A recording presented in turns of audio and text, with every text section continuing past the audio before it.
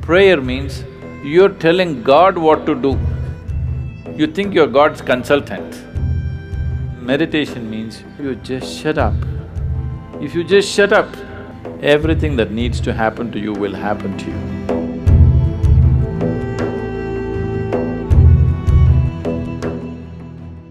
So touching that dimension which is beyond the physical means you want to touch that dimension which is the basis of the physical.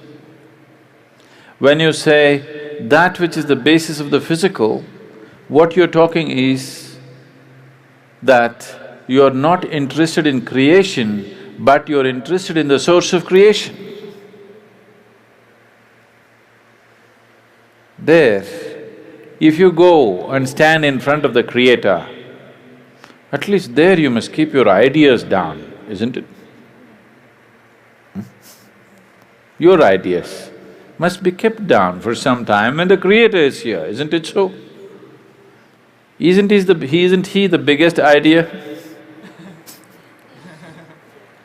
It's like, there was a man in Pennsylvania, where are you from?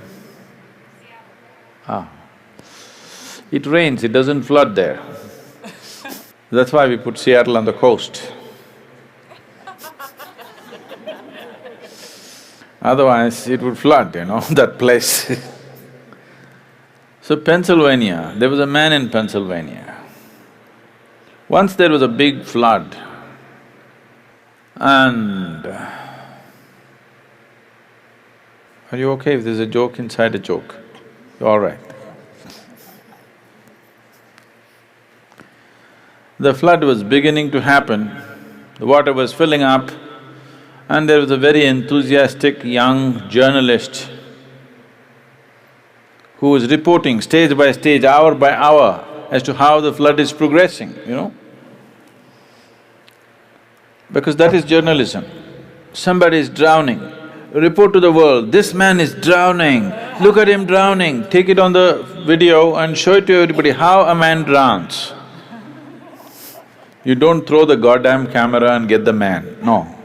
You show the whole world how a man can drown in a flood.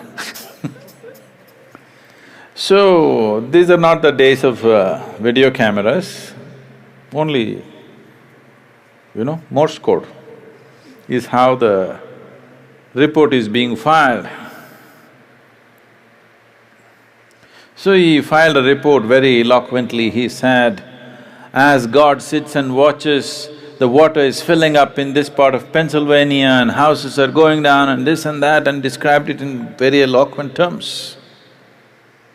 Then he immediately got a response from his editor, leave the flood, interview God. God is sitting and watching, he thought he's somewhere here and forget about the flood, interview God. They didn't get to interview him, it continued. Many homes drowned, many people died, but one man survived. This man who survived went to New York City and shared among people how he survived a Pennsylvania flood where so many people died. People gathered.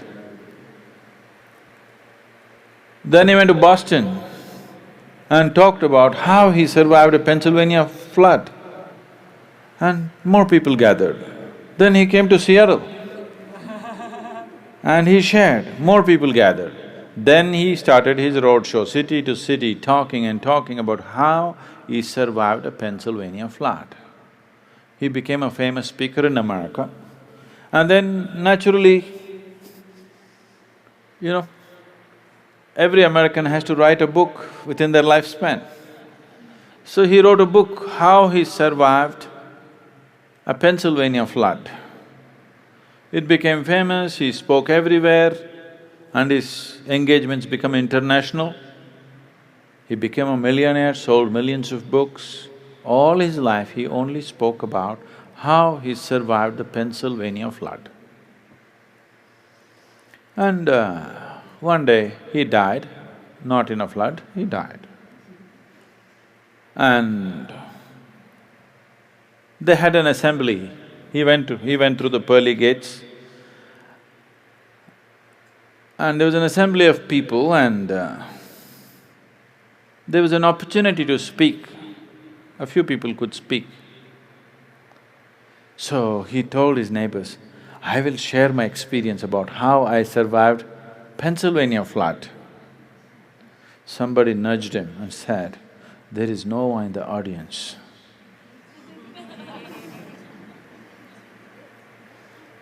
Okay? So,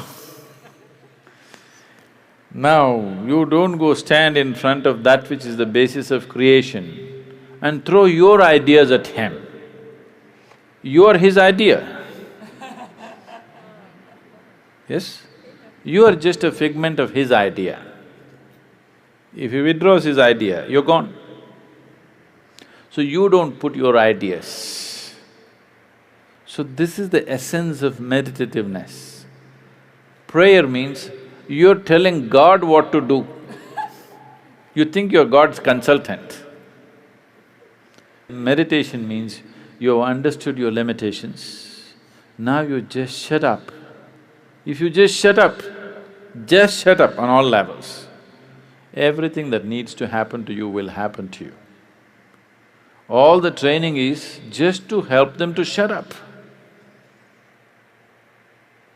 That you don't throw your silly ideas at the Creator, you just shut up.